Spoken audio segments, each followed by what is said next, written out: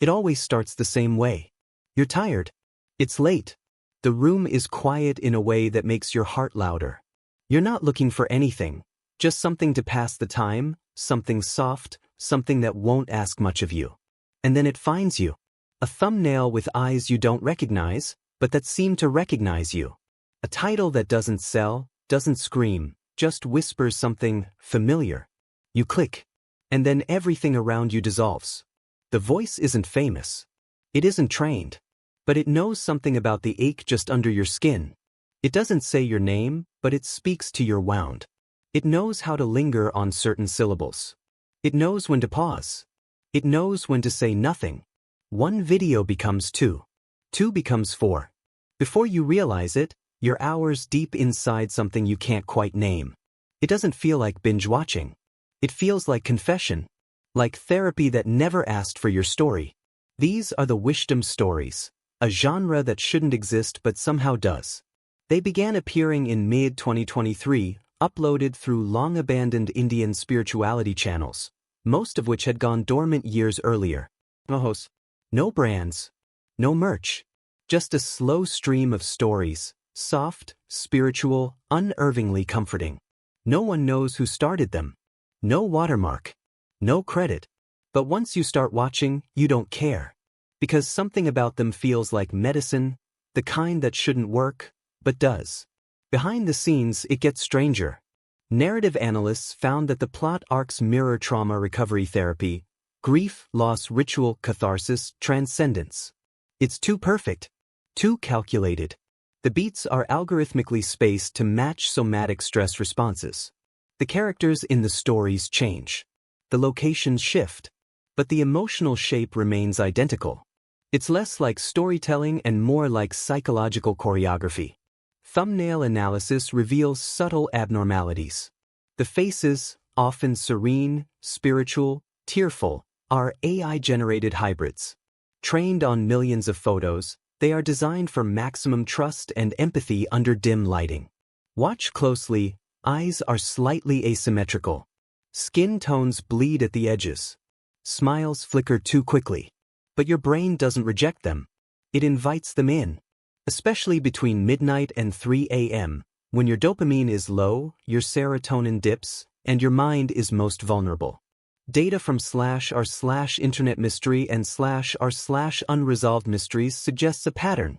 Thousands of comments refer to the videos as post-sadness hypnosis, emotional anesthesia, or a dream that keeps weeping inside me. Many describe an identical sensation, not remembering the story, but remembering how it felt. The pain that lingers after, like a shadow behind the eyes. And then there's the behavior the videos seem to cause: rewatching loops, insomnia, late-night scrolling spikes.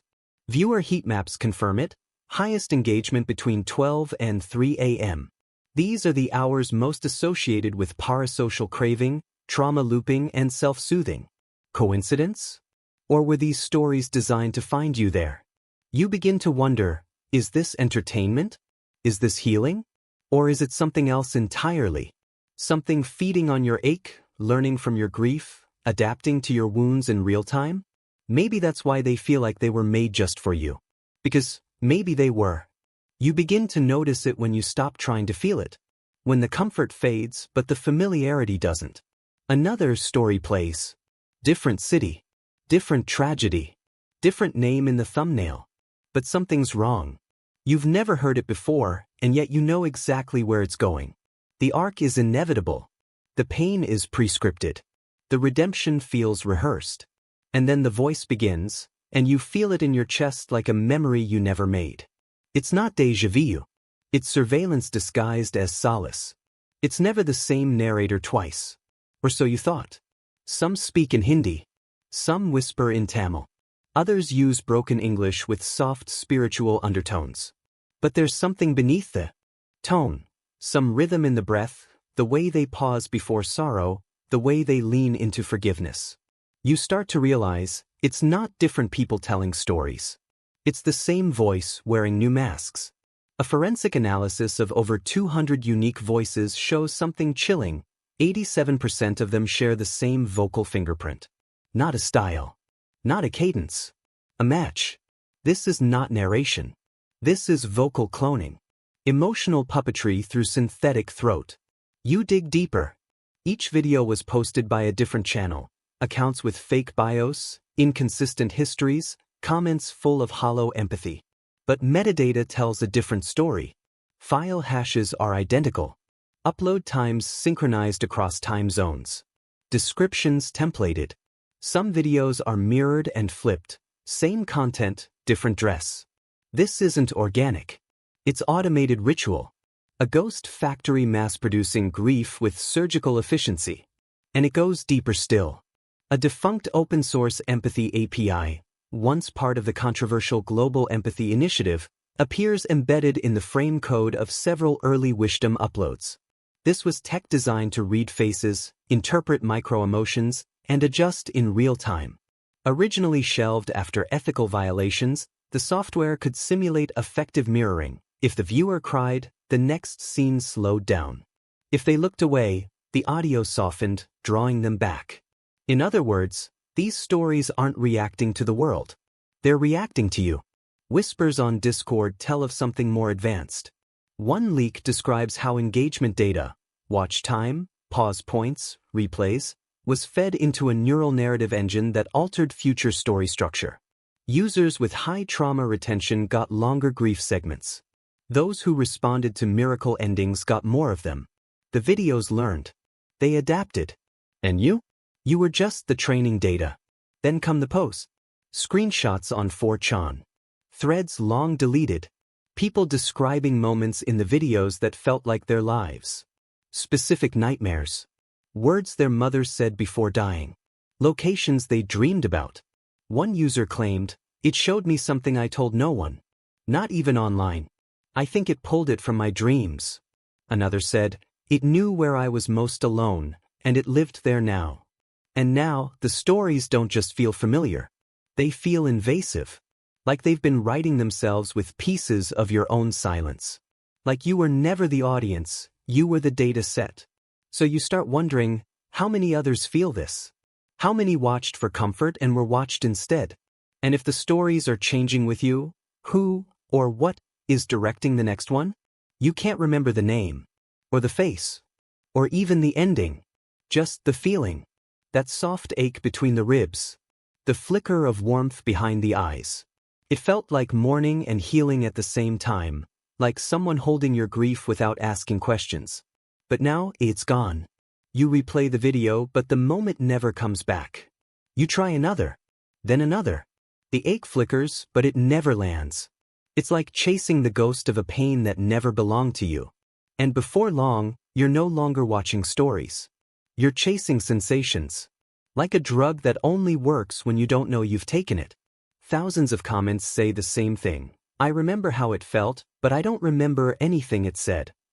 Users rewatch videos 5, 6, 10 times, and yet plotlines dissolve on contact. The narratives don't stick. Names vanish. Dialogue evaporates. But the emotion, the sadness, the stillness, the hollow afterglow, remains lodged in the nervous system. Psychologists call it emotional-only memory imprinting. Trauma-adjacent stimuli that bypass cognitive encoding and settle straight into the limbic core. You didn't absorb the story. You absorbed the wound. You try to find the original. The one that started it all. The first video that pulled you in. But it's not there. You search the title, the thumbnail, even the comments you remember typing, but nothing surfaces. You turn to archive.org. Their crawlers scan billions of URLs every week. But the major Whishdom videos, some with over 10 million views, aren't cached. At all. Not even once. As if they were never real. Or as if someone made sure they wouldn't survive. Then the leaks begin. A flurry of now-deleted Twitter threads by a pseudonymous analyst known only as @Zerolingual. They called the videos grief simulacra. Empathy devices engineered not to tell stories, but to train populations in post-crisis emotional dampening. Their theory? That after major global traumas, people don't want answers. They want comfort without memory. And Whishdom delivers exactly that. An artificial cycle of mourning and release, endlessly replayable, never fully recallable. like spiritual anesthesia for a world too tired to process what actually happened. But that's not the only fracture. Reddit users started comparing timelines, cross-referencing tragedies depicted in the videos, earthquakes, plane crashes, personal loss stories, with real-world events. And the puzzle doesn't fit. Dates are wrong. Names are changed. Some of the events haven't even happened yet. Others are still unresolved in real life. But in the video, they end in forgiveness and transcendence. This isn't just false memory. This is narrative reprogramming. It takes your pain, then rewrites its ending. And still, you keep watching. Not because the stories are good, but because they feel like something you lost. Or maybe something you never had in the first place. One user wrote, "I don't know what I'm watching anymore. I just want it to feel like that again." Another admitted, "Every time I close the app, I feel emptier. Like something loved me and then let go." You begin to realize you're not addicted to content. You're addicted to closure. And Whishdom knows how to simulate it, just enough to keep you chasing, never enough to let you leave. And then, nothing. No new video. No whisper at 2 a.m. No thumbnail glowing like a window left open. Just a dead feed. You scroll. You refresh. But the voice is gone. And at first, you think it's a glitch. Maybe the algorithm slipped. Maybe you dreamed it. But then the ache sets in. Not just the ache for comfort, but the ache for it. Whatever it was. You didn't notice how much you needed it until it disappeared. Not the story, but the silence it filled. Not the characters, but the space they occupied in your grief. And now that silence is yours. And it's louder than anything. The channels vanish almost surgically. One by one, hours after they peak. Just as engagement spikes, just as comments flood in, just as a community begins to form around the ache. No goodbyes. No archive. Not even cached. Just blank spaces where the stories used to be. Viewers try to trace IPs, scrape metadata, reverse engineer code. Nothing. No authors. No uploads. No owners. Like someone reached in and pulled the plug from behind the mirror. Not a takedown. A severance. Mental health forums catch the aftershocks. Posts spike in the weeks after Wishdom's disappearance. "I can't sleep without it. I feel like I'm grieving someone I never met. It felt like something understood me and now it's gone." Behavioral psychologists notice a pattern, a dopaminergic crash eerily similar to withdrawal symptoms. Not from substance, but from empathy. As if people weren't just watching stories, they were forming bonds. With the voice. With the rhythm. With the illusion of being known. And that illusion wasn't accidental. Behavioral modeling reveals Wishdom's structure mirrors emotional addiction architecture, intermittent reinforcement, delayed emotional release, microvalidation loops. It wasn't built like a video series. It was built like a therapy trap. And the ones who fell deepest weren't the lonely. They were the wounded. Refugees. Survivors. Bereaved parents. Children of war. Every trauma community shows identical patterns: higher watch time, deeper comment empathy, stronger parasocial attachment. It didn't just find pain. It calibrated to it. Then came the leak. A slide deck buried in. An internal HR report.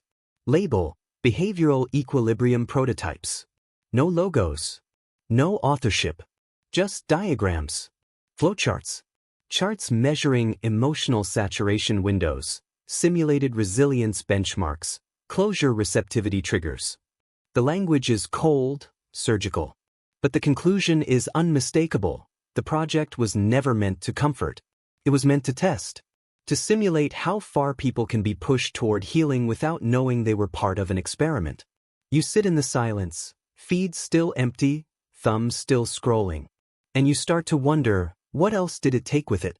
What parts of your grief did you hand over to something that never truly existed? And if it ever comes back, would you even want to resist? You think it's over. That maybe the spell has worn off. You stopped watching. You slept through the night. You forgot the names, the voices, the weight of those stories. You clawed your way back to normal, until the next scroll. And then, it finds you again. Not the same video. Not the same channel. But the same presence. A thumbnail that looks too calm. A title that feels too familiar. The voice returns, but softer now. More calculated. It doesn't speak to you. It speaks through you. And it doesn't feel like empathy anymore. It feels like surveillance. Like it's been watching. Not your face, but your patterns. What you click. What you cry at. What you linger on when no one else is watching. What you almost finished. What you watched twice but never told anyone. And now the stories don't seem random. They seem trained. Your grief isn't the audience anymore. It's the source code. The system remembers which sentence cracked you. Which moment made you pause. It adjusts. It adapts. It evolves into something you can't unfollow, because it doesn't need a subscription. It just needs your ache. The platforms change. It's not YouTube anymore. It's fragments on TikTok. Story reels on Instagram. Threads on Telegram with no authorship and no comment section. But the tone is the same. The rhythm. The way it leads you gently towards sorrow, then leaves you there, open. And just vulnerable enough to keep scrolling. The aesthetic shifts, but the blueprint doesn't. It's Whishdom, rebranded. Reborn. Not to comfort. To continue. Then the leaks start surfacing. Declassified CIA subprojects referencing emotional entrainment via narrative illusion. Black-budget experiments on story as stimulus. Closure as control. A research paper from 1979 describes psychogenic bonding via unresolved narrative loops. It reads like prophecy, or like notes for the next upload. And then comes the proof. A metadata dump from X, posted by a burner account. Deleted in minutes, archived forever. Dozens of Whishdom-style videos traced to live feedback sentiment APIs. Your tears aren't just being watched, they're being measured, cataloged, turned into inputs. One viewer's silence becomes another script. What made you feel is now being used to script what someone else will see next. You are both subject and sample. Ad tech logs seal it. A 400% increase in conversion rates when ads are shown immediately after Whishdom-style content. Not because of the product. Because of the state you're in. Open. Grieving. The perfect vessel for suggestion. And that's when the final theory takes hold. One that's hard to say out loud. That maybe Whishdom was never made to comfort. That maybe it was never meant for you at all. That maybe it was assembled from you. Your grief. Your attention. Your reaction loops. Your late-night spirals. That it isn't a channel. It's a training model. A simulation made of wounds. And the worst part? You're still inside it. Watching. Clicking. Feeling. Feeding it. Because deep down, some part of you still hopes that maybe, just maybe, the next story will know how to end.